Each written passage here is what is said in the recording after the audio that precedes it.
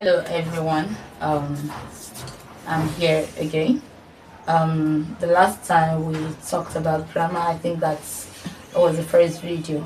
So we want to continue from where we stopped the last time, and that is why today we want to look at common noun under the types of noun. So if you remember, we said a noun is a naming word, and we want to explore almost all the types of noun if possible. So, under the common noun, we said it is a general name for a person, a place, a thing, an animal. So, what do I mean? Like when you have the example boy, anybody in the physique of a boy, like you have John, you have Thomas, you have them like that. So, they are general. The general name for that category is called common noun. We have for girl. Then city, we have different aspects of city. Are we talking about Lagos City, London, Abuja, and like that? So we also have for school. Now for school is a common noun. The names of all these things, they are proper noun. Let's not mix them together. When you are writing a common noun, you start with small letter. The last time we talked about proper noun, we said it start with capital letter and they are names of person, places, days of the week. So don't mix them up. The name of a boy, the example of that boy is going to be a proper noun. Of course, when I write John, I know I'm writing my John like this. So it starts with capital letter. But the common noun itself, they start with small letter. Because I always hear some people saying, oh, common noun start with capital letter. No. Common noun start with small letter. Except if it starts in a sentence. But the names of those things, John now, a boy, then a girl, I can pick Janet. So it must start with capital letter, but that makes it a proper noun. City, if I'm writing Lagos, of course my Lagos should also start with capital letter, which makes it a proper noun. But this city here is a common noun. There's a way you have to connect the dots. Now, the school. Name of school. The name of school is a common noun. But the school name of school is a proper noun. The school itself is a common noun. Let me state an example of that. Early Star Spring School. So when I'm writing the Early Star Spring School, it must start with capital letter. Let me show you, because the name of that school is a proper noun. So let's say I have Early Star Spring School.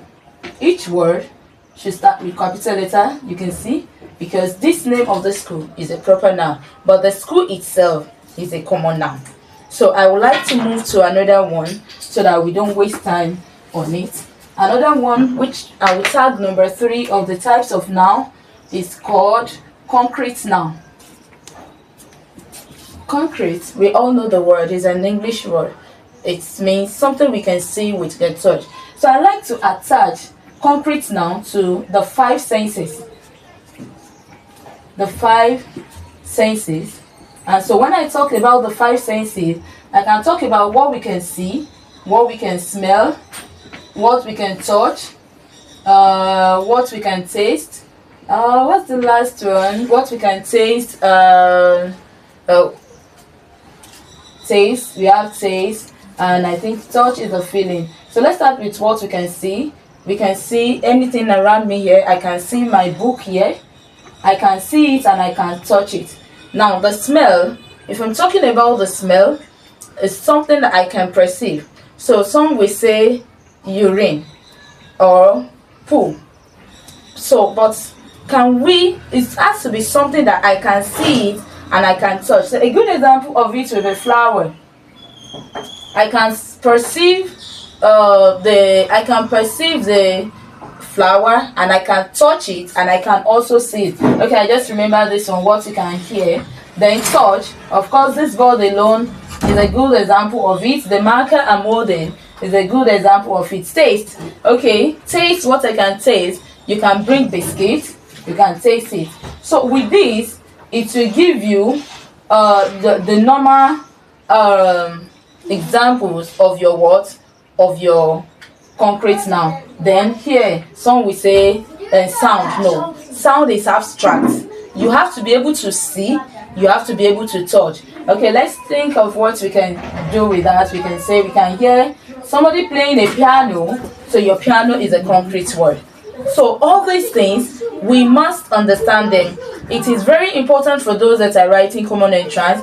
It is very important for those that are writing SAT in UK, because especially in UK with your SAT, they will ask for parts of speech. They will ask, identify the part of speech that is used on display in the GPS or in the SPAG when you are using it. So I think on this grammar aspect, we have learned through. The first one is proper noun, the second one is common noun, and the third one is abstract noun. So let's stop here for this one. Thank you.